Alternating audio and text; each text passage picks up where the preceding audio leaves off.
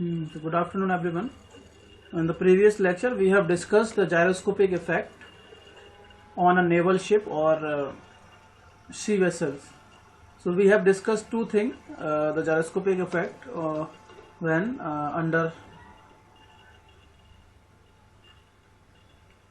pitching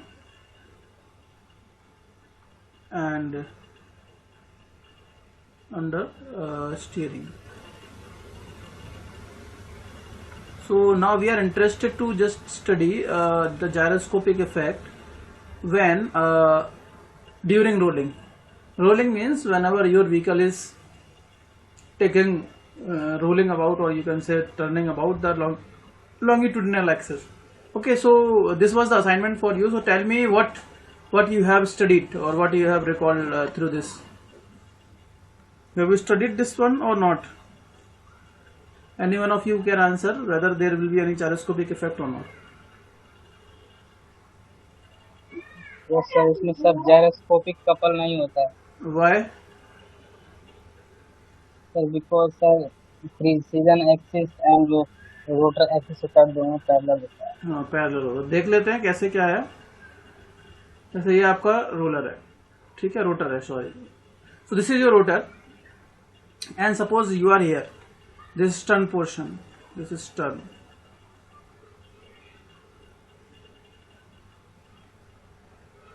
and this is bow.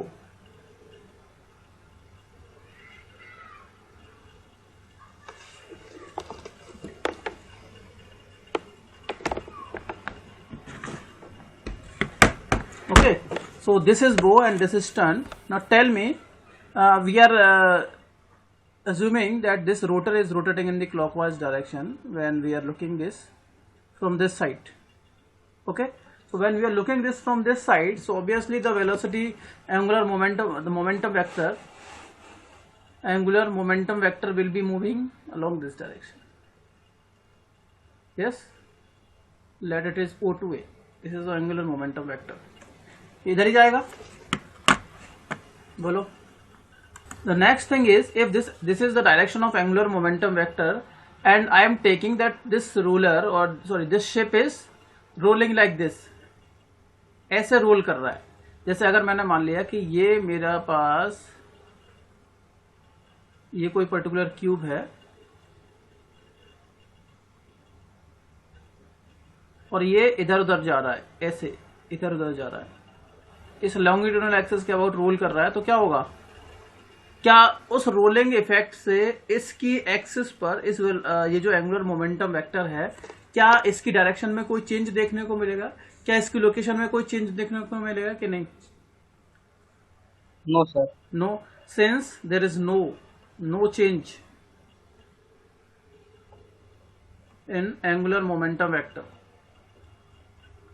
Angular momentum vector.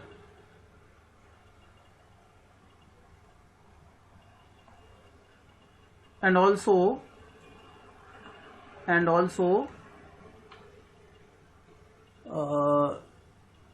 the axis of rolling of ship and also the axis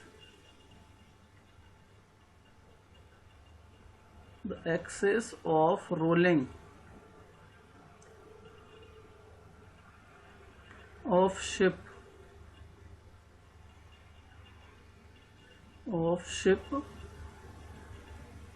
and rotor are parallel,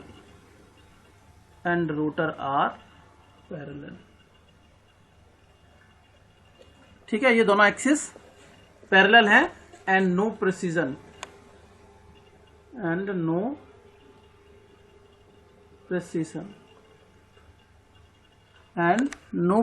of axis of spin,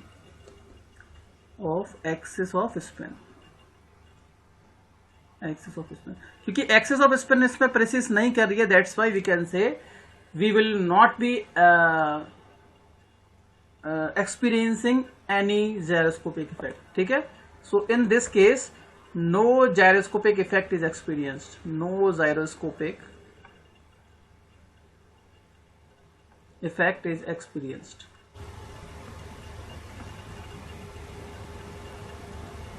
ठीक है, ये question आया है, शायद इस बार भी आया था. इस बार गेट में एक क्वेश्चन आया था जिस शिफ्ट में मैंने पेपर दिया था उस वाली शिफ्ट में आया था। तो अगर रोलिंग हो रही है तो रोलिंग में कोई भी जायरोस्कोपिक इफेक्ट नहीं देखने को मिलता है। There is no gyroscopic effect. Okay, और जायरोस्कोपिक कपल कितना हो जाएगा? What is gyroscopic couple in this? Zero. ठीक है, जायरोस्कोपिक कपल जीरो हो जाएगा। जायरोस्कोपिक कपल, तो जो जायरोस्कोपिक कपल होगा आपका पास, that is C, it is equals to I omega P, because omega P is 0 in this case, hence the gyroscopic couple will be 0. So remember these things whenever rolling is there, will not be experiencing any gyroscopic effect. ठीक है, चलिए, तो ये जो gyroscopic effect on naval ship हो गया, gyroscopic effect on aeroplanes हो गया, तो और एक नॉर्मली सिंपल जायरोस्कोप हो गया, तो उसके नॉर्मली हम लोग न्यूमेरिकल्स करेंगे। ठीक है, और उनका सॉल्यूशन फाइंड आउट करेंगे। We will be solving 4 problems, 3 से 4 प्रॉब्लम हम लोग सॉल्व करेंगे, बाकी आप लोग खुद कर लेना। ठीक है, एक एक प्रॉब्लम, जैसे एक मैं नेवल शिप का बता दूंगा, एक बता दूंगा आप लोगों को एरोप्लेन का, और एक और बता दूंगा आप लोगों को नॉर्मल वाला। ठीक है, बाकी इसके बाद फिर हम लोग पढ़ेंगे gyroscopic effect on stability of 4 wheeler. जो 4 व्हीकल्स होते हैं, 4 व्हीलर होते हैं, उनकी हम स्टेबिलिटी के बारे में बात करेंगे। ठीक है, या स्टेबिलिटी ऑफ एन ऑटोमोबाइल। ठीक है, वो आपका नया टॉपिक होगा, स्टेबिलिटी ऑफ एन ऑटोमोबाइल। तो ये भी इंपॉर्टेंट है। यहां से एक क्वेश्चन आपको अगर देखा जाए तो सबसे बड़ा क्वेश्चन यहां से एक आता है, 101%। Okay, so now we will be discussing the numerical on gyroscope. Gyroscope से रिलेटेड कुछ न्यूमेरिकल्स हम लोग कर लेते हैं, जिससे कि आप लोगों को आइडिया हो जाएगा what type of problems are generally asked in the exams. So the question is, a uniform disc having a mass of 8 kg and a radius of gyration of 150 mm is mounted on one end of a horizontal arm of 200 mm length। मतलब ये है कि मेरे पास क्या है, एक uniform disc है जिसका मास जो है ये आपके पास पता है, this is m, mass is given, and the radius of gyration के आपको ये दिया है, रेडियस ऑफ जायरेशन दे दिया गया, के आपको दे दिया गया है, one and of the horizontal arm, इसकी आर्म की जो लेंथ दे दी है वो एल दे दी है। ठीक है, तो मतलब मेरे पास ये एक हॉरिजॉन्टल आर्म है,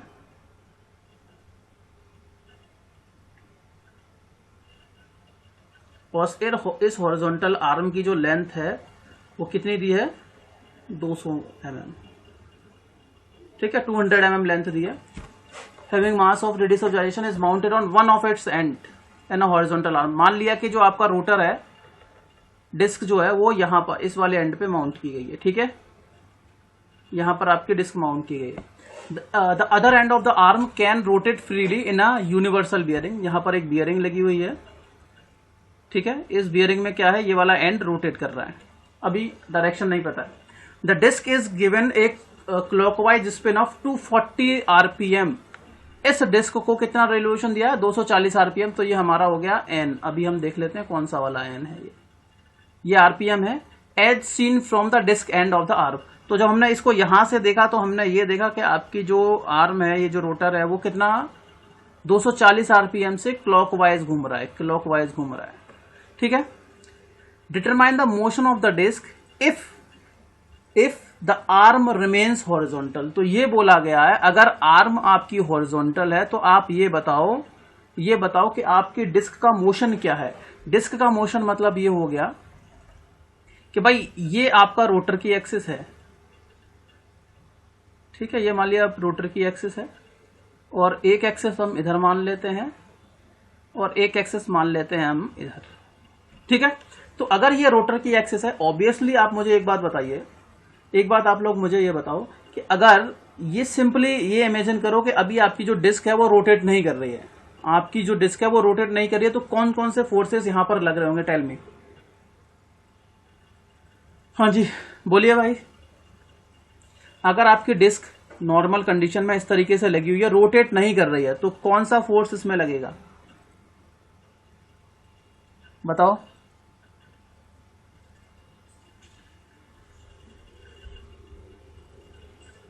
बोलो कि आपने क्या किया, आपका हाथ है, आपने अपना हाथ सीधा किया हुआ एकदम सामने, शपथ ले रहे हो कोई, ठीक है, आप ओथ ले रहे हो। अचानक से मैंने क्या किया, एक डिस्क आपके फ्री एंड पे, जहां पे आपका एंड फ्री है वहां पर एक डिस्क लगा दी, तो क्या होगा, बोलो, हेलो। तो इसको मैंने क्या किया है, मैंने इसमें ये एक एक्स एक्सिस मान लेता हूं, इसको मैं मान लेता हूं वाई एक्सिस, और इसको मान लेता हूं मैं Z axis.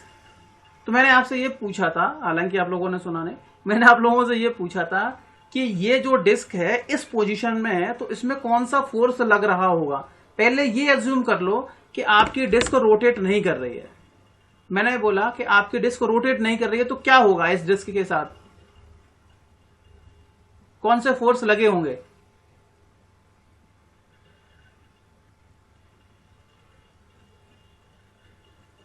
Hello, yes sir. हाँ, कौन से फोर्स लगे होंगे। चलो मैं दोबारा से एक क्वेश्चन पूछता हूं। जैसे अपना हाथ एकदम स्ट्रेट रखो, सीधा, जैसे कि ओथ ले रहे हो, कोई शपथ ले रहे हो, ठीक है। कोई दिक्कत हो रही है आप लोगों को? नहीं, यस सर। अभी तो कुछ नहीं हुआ है ना। अब मैंने क्या किया, आपका जो फ्री एंड है हाथ का, उस पर एक Yes, sir. डिस्क माउंट कर दी, तो क्या होगा। सर वो डिफ्लेक्ट होगा सर। नीचे की ओर मुड़ेगा, नीचे की ओर हाँ, जाएगा, yes, sir. मतलब एक बेंडिंग मोमेंट जनरेट हो जाएगा। Yes sir, yes sir. उस बेंडिंग Yes, sir. मोमेंट की वजह से आपकी ये जो शाफ्ट है वो नीचे की ओर मुड़ जाएगी कि नहीं मुड़ जाएगी, बताओ। जी सर, मुड़ जाएगी। नीचे की ओर Yes, मुड़ sir. जाएगी, नीचे Yes, की ओर sir. मुड़ेगी। और लेकिन क्वेश्चन में ये बोला, अब देखो, जब नीचे की ओर मुड़ेगी मतलब ऐसा हो रहा है कि इसमें एक जायरोस्कोपिक इफेक्ट काम कर रहा है।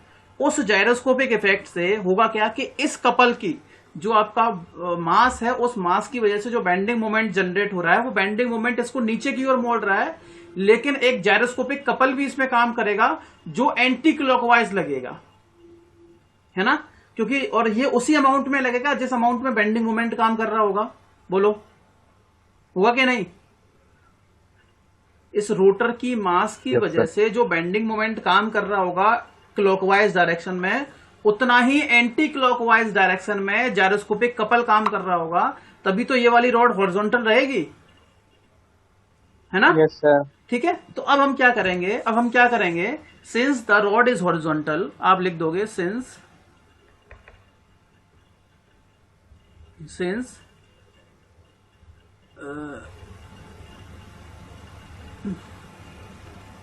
the arm is horizontal, hence यहां पे आप लिख दोगे जायरोस्कोपिक कपल या torque will be equals to bending moment और moment due to the mass of rotor, यही होगा। और अगर हम जायरोस्कोपिक कपल की बात करेंगे तो क्या होता है, आई ओमेगा पी हो जाएगा। और बेंडिंग मोमेंट कितना हो जाएगा भाई, एम जी तो नीचे लगा, एम जी तो मास फोर्स हो गया इनटू लेंथ। क्या ये यही है, ये सही है, M G into L, Yes, यही sir, होगा yes, बेंडिंग sir. मोमेंट। अब देखो आई Yes, क्या sir, होगा, yes, sir. आई क्या होगा, व्हाट इज आई। तो आपको आई पता है, I is equals to M के स्क्वायर होता है मोमेंट ऑफ इनर्शिया, होता है कि नहीं। मास दिया है, के Yes, दिया sir, है, yes, sir. आई निकल जाएगा, बिल्कुल मिल जाएगा। चलो, अब पूछा गया है ओमेगा, क्या आपके पास ओमेगा अवेलेबल है। एंगुलर वेलोसिटी ऑफ स्पिन बिल्कुल पता है भाई, एन पता है, तो यहां से आप ओमेगा निकाल सकते हो। ओमेगा क्या होता Yes, है, sir. 2 पाई 2 pi एन अपॉन 60। ये भी मिल N चुका है upon आपको। 60. क्या आपको ओमेगा पी पता है क्या। No, sir. अभी नहीं पता है, क्योंकि आपको पता ही नहीं कि प्रेसिजन किधर हो रहा है, क्लॉकवाइज हो रहा है, एंटी क्लॉकवाइज हो रहा है, कोई आइडिया नहीं है। ठीक है, चलिए अगली बात देखते हैं। एम पता है, बिल्कुल पता है। जी पता है, बिल्कुल पता है। एल पता है, बिल्कुल पता है। तो यहां से आप ओमेगा पी निकाल लोगे। Yes, बोलो, sir, ओमेगा तो पी आ आपको जाएगा। Yes, angular sir. Velocity of precession मिल जाएगी। बताओ, कैलकुलेट करके जल्दी से बताओ कितनी वैल्यू आ रही है। तो ओमेगा पी की जब बात करेंगे तो ओमेगा पी आपका हो जाएगा M G L upon I omega P, ये हो जाएगा, आई ओमेगा हो जाएगा, है ना। और m तो आपके पास m रखो, g को g रख दो, l को भी l रख दो। i होता है m के स्क्वायर, वैसे m कट जाएगा इंटू ओमेगा, इस m से ये m कट गया तो g इंटू एल अपॉन के स्क्वायर, और g कितना है 9.81 ले सकते हो, चाहे तो आप 10 भी ले सकते हो। 9.81 हो गया, l हो गया आपका 0.2, 0.2 हो गया ना, ये mm में दे रखा है तो मीटर में करेंगे तो 0.2 अपॉन k कितना दिया है, k दिया है आपका 150 mm, 150 mm होगा 0.15, 0.15 का square into omega, 2 into pi into N कितना है 240/60, 4 हो जाएगा है ना, 4 हो जाएगा ना, नहीं 4 क्यों हो जाएगा, 2 पाई एन अपॉन 60 हो जाएगा, 4 इंटू 2 पाई। तो यहां से आप बताओ कितनी वैल्यू आ रही है, यहां से आप सॉल्व करके बताओ what is omega P, tell me the value of omega P.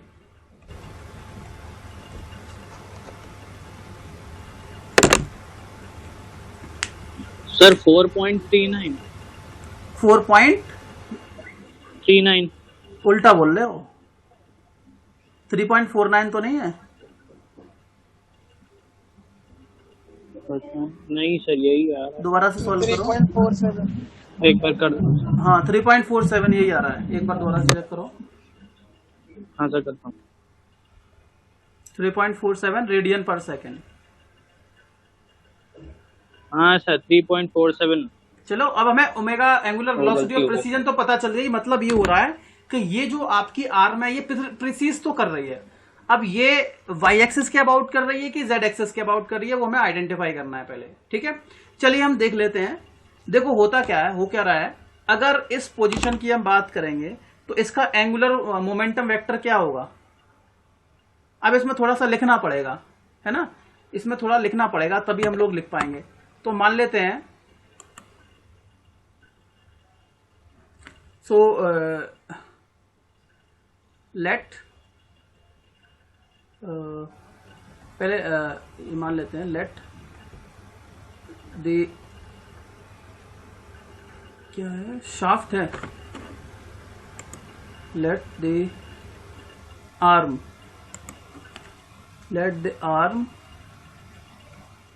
is precising about y-axis in the anti-clockwise direction,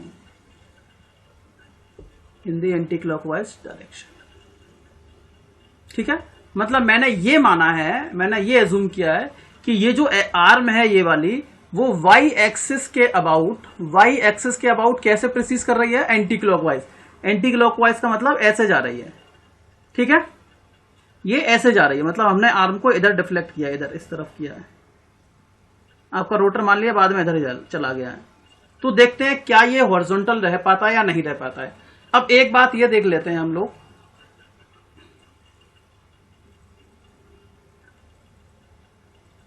कि अगर इसकी बात करेंगे तो जो एक्टिव जायरोस्कोपिक कपल काम कर रहा है वो डाउनवर्ड काम कर रहा है, इधर काम कर रहा है। Active gyroscopic couple is acting in the downward direction और not.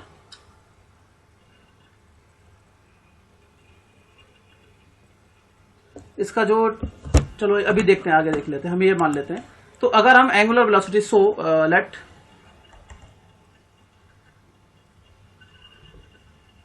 Angular momentum vector, hello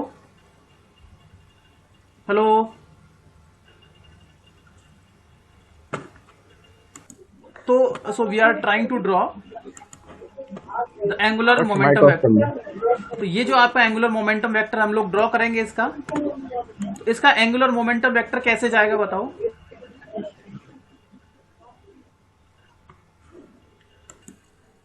हाँ जी, इसका एंगुलर मोमेंटम वेक्टर कैसे जाएगा।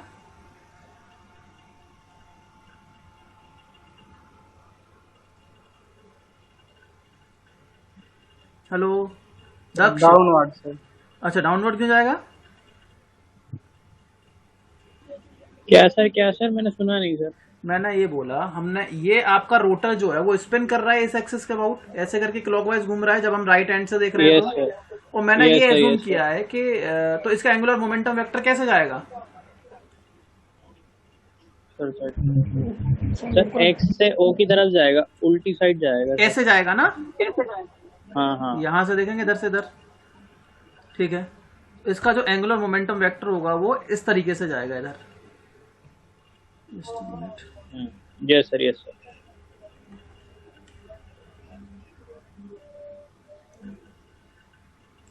ठीक है, मान लिया ये O है और ये A है, ये आपका एंगुलर मोमेंटम वेक्टर हो जाएगा। अब मैंने ये एज्यूम किया है, let the arm is precessing about y axis in anticlockwise direction. मतलब मैंने ये एज्यूम किया है कि जो आपका रोटर की एक्सिस है वो इस y एक्सिस के अबाउट एंटी क्लॉकवाइज घूम रही है। एंटी क्लॉकवाइज घूम रही है तो ये वेलोसिटी वेक्टर किधर टर्न हो जाएगा बताओ? ऊपर। क्यों? इधर नहीं आ जाएगा? हाँ इधर आएगा। ठीक है, सो एंगुलर मोमेंटम वेक्टर हो जाएगा, इनिशियल जो होगी वो इनिशियल हो जाएगा आपका ओ ए, एंड आफ्टर हो जाएगा, आफ्टर प्रिसीजन ये हो जाएगा आपका ओ ए डैश। हो जाएगा कि नहीं? क्यों? यस सर, यस ऐसे सर। देखो ना, ऐसे देखो, जब ये इधर घूमेगा तो आपका रोटर ऐसे चला जाएगा, ऐसे करके रोटर ऐसे जाएगा ना। और हम देख तो यहां से रहे हैं ना, देख तो यहां से रहे हैं बेटा, यहां से नहीं देख रहे हैं, यहां से देख रहे हैं। तो वेलोसिटी वेक्टर, जो वेलोसिटी वेक्टर होगा वो नीचे की ओर शिफ्ट हो जाएगा इधर। ये एक्सेस पहले ऐसे थी, अब वो ऐसे हो जाएगी ना, ऐसे करके नीचे की ओर। देखो पहले एक्सेस ऐसे थी, अब वो नीचे की ओर शिफ्ट हो गई इधर। पहले रोटर ऐसे था और बाद में ये ऐसे हो गया। तो हम इस वाले एंड को थोड़ी ना चेंज करेंगे, देख तो यहीं से रहे हैं, इस वाले एंड को नहीं देखना, तो ये नीचे की ओर कर देना है, तो हमें ये नीचे की ओर कर देना है। ठीक है, अब एक्टिव जायरोस्कोपिक कपल क्या हो जाएगा? एक्टिव जायरोस्कोपिक कपल हो जाएगा ए टू ए डैश, है ना। और रिएक्टिव जायरोस्कोपिक कपल क्या हो जाएगा? ये वाला ए डैश से A to A dash to A is the reactive gyroscopic couple, A dash to A is reactive gyroscopic couple. अब ये रिएक्टिव जायरोस्कोपिक कपल अगर हम इस एंड से देखेंगे, यहां से देखते हैं, फ्रंट से देख रहे हैं, तो ये कैसे काम कर रहा है? Clockwise, clockwise, clockwise. और जो आपका अप्लाइड बेंडिंग मोमेंट है वो कैसे काम कर रहा है? वो भी क्लॉकवाइज काम कर रहा है। क्लॉकवाइज। यस सर, इसका मतलब जो डायरेक्शन हमने एज्यूम की है वो गलत एज्यूम की है। क्यों? हमने क्या एज्यूम किया है कि ये प्रिसीज कर रही है, हैं? एज्यूम कौन सी की है? ये वाली की है ना कि arm is precessing about Y axis in clockwise direction.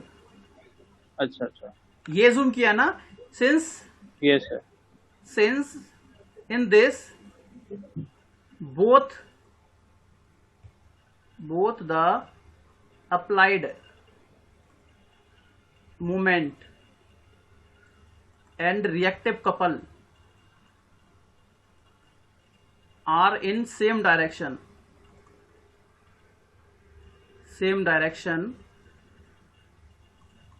hence the assumption is wrong. Assumption is wrong. कौन सी वाली? ये वाली एजम्पशन के जो आपका प्रोसीज कर रही है वो एंटी क्लॉकवाइज। इसलिए हम क्या बोल सकते हैं? इसलिए द शाफ्ट, और ये बोल सकते हैं क्या, the arm is preceding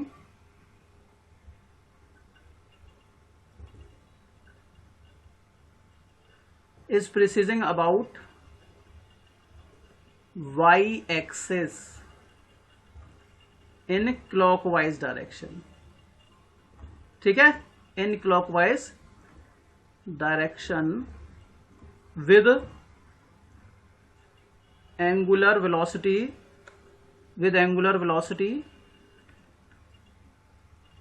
of कितनी? With angular velocity of precision of कितनी हो जाएगी? What is the value? 3.47 radian per second. So this is the correct answer. This is the motion. ठीक है. Okay sir. क्या कि आपकी arm clockwise precedes anti clockwise precedes कर रही है तो सारी चीजें उल्टी हो गई. इसका मतलब इसको सीधा करने के लिए हमें मोशन चेंज कर देना है. तो जो एजम्पशंस हम लोगों ने पहले मानी थी वो गलत थी. इसीलिए हमारी आर्म क्या कर रही है? प्रिसीज कर रही है about Y axis in clockwise direction. किस एंगुलर वेलोसिटी से? With angular velocity of precision of 3.47 radian per second. मतलब ये हो गया कि अगर आपको इस आर्म को हॉरिजॉन्टल रखना है तो आपको इस आर्म को एक एंगुलर वेलोसिटी ऑफ प्रिसीजन देना पड़ेगा. कितना देना पड़ेगा? एंगुलर वेलोसिटी ऑफ प्रिसीजन देना पड़ेगा 3.47 का इस डायरेक्शन में, क्लॉकवाइज डायरेक्शन में 3.47 रेडियन पर सेकेंड. ये है एग्जैक्ट डायरेक्शन इसकी, ये वाली. ये तो एज्यूम की थी येलो वाली एंटी क्लॉकवाइज, लेकिन एग्जैक्ट ये होनी चाहिए. अगर आप इन चीजों को मेंटेन करेंगे then your arm will remain horizontal. ठीक है. तो ऐसा भी होता है कि हम लोगों ने तो इसको केवल टर्न अप किया था, बेंडिंग मोमेंट को मेंटेन करने के लिए हम लोगों ने शाफ्ट को ही घुमा दिया, ना कि एंटी क्लॉकवाइज कपल लगाओ. वैसे हम लोग एंटी क्लॉकवाइज कपल लगाकर भी ऊपर शिफ्ट कर सकते हैं, लेकिन यहां पर ये शाफ्ट रोटेट हो रही है इसीलिए. ठीक है. चलिए अगला क्वेश्चन और है. क्वेश्चन पढ़ लो, उसका सॉल्यूशन हम नेक्स्ट क्लास में करेंगे. अगला क्वेश्चन ये है, देखो. A disc with radius of gyration of 60 mm and a mass of 4 kg is mounted centrally on a horizontal axle of 80 mm length. ठीक है. एक हॉरिजॉन्टल एक्सल है और उस एक्सल के सेंटर में एक रोटर माउंट किया गया है 4 किलोग्राम का, या मास माउंट किया गया है. ठीक है. जिसकी रेडियस ऑफ जायरेशन 60 mm है. It spins about the axle at 800 RPM. इसके रेवोल्यूशन दे दिए हैं 800 RPM. Counter clockwise, anti clockwise घूम रहा है. When viewed from the right hand side. तो जब इसको राइट हैंड साइड से देख रहे हो, बियरिंग के राइट हैंड साइड से, तो हम लोगों को ये पता चला कि ये स्पिन कर रहा है एक्सल के अबाउट 800 RPM से काउंटर क्लॉकवाइज डायरेक्शन में. The axle precess about a vertical axis at 50 RPM. Vertical axis के अबाउट ये प्रिसीज कर रहा है 50 RPM से in the clockwise direction when viewed from the above. Top से जब आप इसको देख रहे हो तो determine the resultant reaction at each bearing due to the mass and the gyroscopic effect. ठीक है. इसका डायग्राम मैं समझा देता हूं, बाकी चीजें हम लोग नेक्स्ट क्लास में डिस्कस करेंगे. देखो देख लेते हैं इसका डायग्राम है कैसा एक्चुअल में. डिस्क है, रेडियस ऑफ जायरेशन दे दिया भाई, ये आपको के की वैल्यू दे दी. ठीक है. मास m दे दिया. Mounted centrally on a horizontal axle, axle की लेंथ दे दी l. तो ये हॉरिजॉन्टल शाफ्ट है.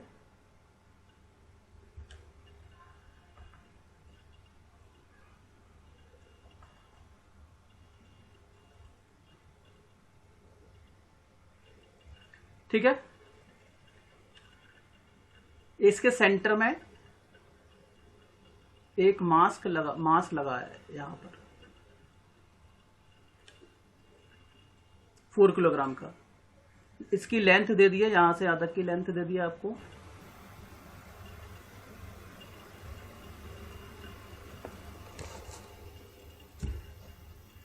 Central axle of 80 mm. 80 mm दे दिया है, 80 mm दिया है. इट स्पिन्स अबाउट सेंट्रली इतने mm है.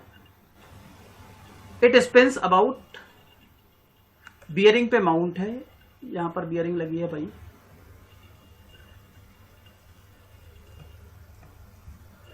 ये बियरिंग लगी हुई है.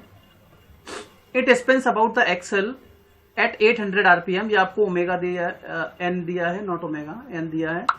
काउंटर क्लॉकवाइज, ये एंटी क्लॉकवाइज घूम रहा है. When viewed from the right hand side, जब आप इसको यहां से देख रहे हो तो ये एंटी क्लॉकवाइज घूम रहा है.